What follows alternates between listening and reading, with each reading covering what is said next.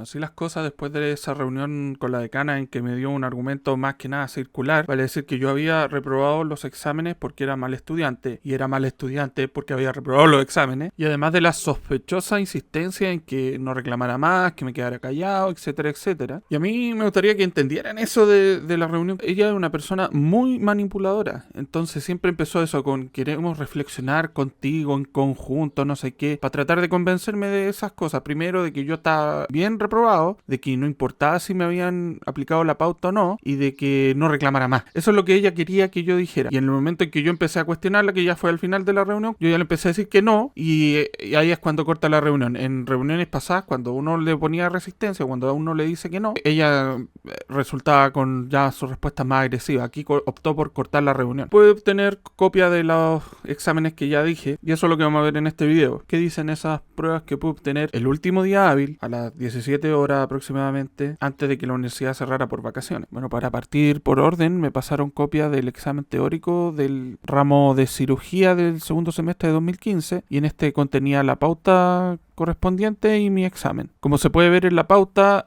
aquí no venía eliminada la pregunta 32, que el doctor me había dicho que, y me había reconfirmado incluso por correo, como lo mostré en un video previo, que había eliminado. Y sí venían eliminadas la pregunta 44 y 59 que yo tenía buena. Yo tenía 35 puntos en esta prueba. Esos 35 puntos implicaban que con que se hubiera borrado la pregunta 32 yo hubiera aprobado el examen teórico. Pero vamos más allá, analicemos las preguntas que fueron eliminadas, porque como mencioné y como mostré en el audio de las revisiones, que lo puedo poner de nuevo ahora, resulta que la pregunta 44 y la pregunta 59 fueron mínimamente cuestionadas. La pregunta 44, una compañera decía que en clase la diapositiva decía una cosa distinta de lo que se determinaba la alternativa correcta, y en la pregunta 59 quedaron en preguntársela al doctor Acuña, que era el encargado de anatomía patológica. Bueno, vamos a ver qué pasó con esas preguntas. La etiología más común de la fiebre de origen desconocido en la actualidad es la autoinmune inflamatoria. Doctor, es que en la clase nos pasaron viral infecciosa, ¿está bien gráfico? Sí. ¿Qué dice que es infecciosa? Según yo, son en el mundo De origen occidental. desconocido, de origen desconocido. Sí. Acá está el gráfico, a mí lo Es que la del shock séptico y sepsis. Hablemos entonces de la pregunta 44. La pregunta 44, mi compañera da a conocer la diapositiva número 9 de la clase de fiebre de origen desconocido que realizó la doctora Loreto Rojas Wettig. Resulta que yo le escribí a la doctora para preguntarle, ella no me respondió, para ser bien sincero. Pero en la diapositiva 9 ella refiere un estudio. Este estudio analizó 60 fichas, de las cuales 18 cumplieron los criterios para hacer la investigación. Vale decir, es una muestra bastante poca. Por eso después la doctora en la clase habló de lo que era la información a nivel mundial y puso este otro estudio en la diapositiva siguiente, en la diapositiva número 10. Y es en esta en base a la que se hizo la pregunta, porque en la pregunta nunca dice que se está refiriendo a Chile. Entonces el reclamo de mi compañera era injustificado. Pero además tenemos que tener en consideración lo siguiente. En la tercera prueba solemne del mismo ramo, cirugía, pero del primer semestre de 2015, se hizo esta misma pregunta, como se puede ver en la transcripción que hicieron mis compañeros de la época. Y en ese momento la pregunta no fue eliminada. Entonces la pregunta es la siguiente: ¿por qué una pregunta que más o menos en junio, julio del 2015 se tiene que haber rendido esta prueba no fue eliminada y después en diciembre sí? ¿Cuál es el conocimiento que se adquirió en esos meses que hace que una pregunta que en junio era válida en diciembre ya no lo era? Así las cosas, el caso más grave a mi modo de ver era el de la pregunta 59, que es el que vamos a ver a continuación, recordando el audio de la corrección que hubo el día 9 cuando se rindió. ¿Qué elemento diferencia el mieloma múltiple del plasmocitoma? La respuesta es la D, la focalidad. Y 60 los No, pero sí, compromiso extraóseo. Esa pregunta es la doctora Acuña, sí, extraóseo. Yo pasado el tiempo entonces fui y le escribí al doctor Acuña. Y para mi sorpresa él me respondió lo siguiente: que la pregunta estaba bien y que la respuesta que se había determinado correcta era la que correspondía. Que por cierto era la que yo había puesto. Entonces quiero aquí que tomen en consideración que se estaban eliminando dos preguntas que simplemente no correspondía que fueran eliminadas. Una porque el doctor que la hizo dijo específicamente que estaba bien, y la otra porque correspondía a lo que se vio en la clase, a la diapositiva 10 de la clase. Así las cosas, si ese era el criterio para eliminar preguntas, vamos a analizar lo que dijeron en la pregunta 15. 15. Paciente de 20 años, mujer, presenta cuadro de dolor abdominal, nefosilía cadereta de 16 horas de evolución constante asociado a calofrío. Efecto última regla hace 14 días. El examen físico muestra Bloomberg localizado en fosilidad de caderete y los exámenes de urgencia se muestra leucocitosis osemida y PCR levemente elevado. ¿Cuál es la conducta en este caso? Solicitar una ecografía, un escáner de la ya. ¿Escáner? Sí, No. Pero no es como la primera aproximación a una eco. No, pero... Esto no es nueva clase. No. Martín, silencio.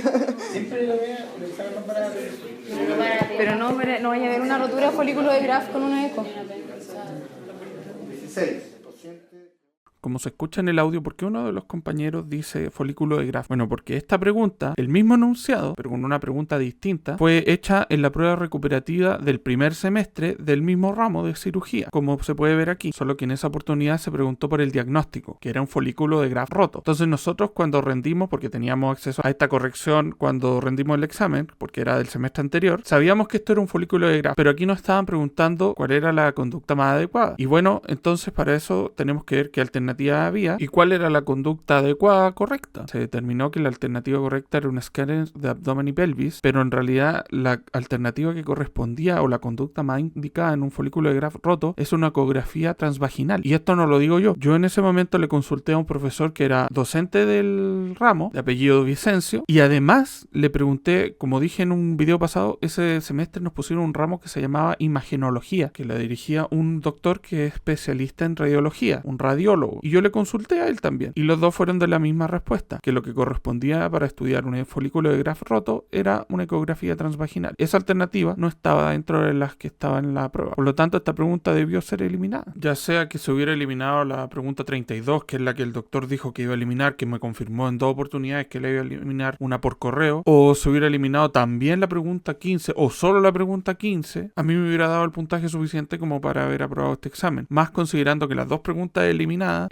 no correspondía que fueran eliminadas según lo que se cuestionó en la corrección. Y nunca la universidad explicó por qué se eliminaron esas preguntas. Luego está el caso del examen práctico, el que no tuvo revisión. Y pese a no tener revisión, a mí me habían tomado unos exámenes posterior a eso en el mismo ramo. Lo que reitero, era prohibido por el reglamento del estudiante de pregrado en su artículo 23. Pero resulta que aquí este es el ejemplo más claro de lo que pasó. Que ya uno podría entender que el examen teórico, aquí hablamos de interpretaciones, qué sé yo. Yo de buena fe entiendo que lo que yo estoy diciendo no tiene nada de incorrecto y que aquí la universidad se equivocó, pero uno podría entender, ya puede haber problemas, pero no sé qué. Entonces yo por eso quiero que veamos el caso globalmente. Veníamos de todo un año peleando por interpretaciones más, interpretaciones menos. Yo había acudido a la vicerrectora en no sé cuántas oportunidades, qué sé yo, y resulta que ahora me muestran un examen práctico que a mí me habían dicho que yo tenía el 68,17% del puntaje, que estaba reprobado, y resulta que yo obtengo copia de este examen práctico, recién lo pude evaluar después de 44 días rendidos y resulta que me doy cuenta que el puntaje no es 68 y tanto, sino que es 74 y tanto. Hay algunas estaciones que puede haber un puntaje más, un puntaje menos, porque está aquí y allá, pero el punto es que en cualquier caso mi puntaje era más del 74% y como era la distribución de notas en esa oportunidad, a mí me correspondía un 5, ni siquiera un 3 y tanto, un 4 y tanto, un 5. Y además, esto suponía entonces que yo siempre debía de haber tenido acceso al examen que se rindió el 22 de diciembre y que no me lo dejaron rendir. El examen que hizo el doctor Hermosilla, a diferencia del que me hicieron a mí, que era de desarrollo, a diferencia del que me hicieron a mí, que era con mis compañeros, a diferencia de que a mí me lo tomaron solo, etcétera, etcétera. Entonces, ¿van entendiendo? No es por parecer conspiranoico, no me la trato de dar de salfate, pero resulta que ya hay 2 casos donde están involucrados el secretario de estudio, el director de la oficina de educación médica, que es el que ve el puntaje de los exámenes prácticos, el que elimina las preguntas del examen teórico, etcétera, etcétera, según lo que dijo el doctor Hermosilla. Entonces, hay cosas raras, que la decana decía que no reclamara más, que asumiera que estaba reprobado, que me quedara tranquilo, que etcétera, etcétera. ¿Se dan cuenta cómo va viendo la cosa aquí? Y finalmente está el examen práctico de medicina interna 2, el que fue ante la comisión médica, que estaba también el doctor Camilo Torres y el doctor Mercado, y resulta que en este me dicen que tengo 16 puntos, pero en la parte de explicar el mecanismo de acción de la terapia farmacológica indicada, donde yo expliqué un medicamento en profundidad, como y la doctora me había dicho, se nota que lo manejabas, me dieron 2 puntos, pese a que el día del examen me habían dicho que en esta ítem me habían dado 3 puntos, como quedó consignado en el correo que le envié ese mismo día después del examen al doctor Goiti. Y resulta que aquí también decía que solo pudo explicar un medicamento, lo que según la pauta equivalía a 3 puntos y no a 2. Pero este examen lo vamos a hablar en el próximo video. Agradezco a los que ven los videos, sobre todo a los que me escriben y me dan mensajes para hablar sobre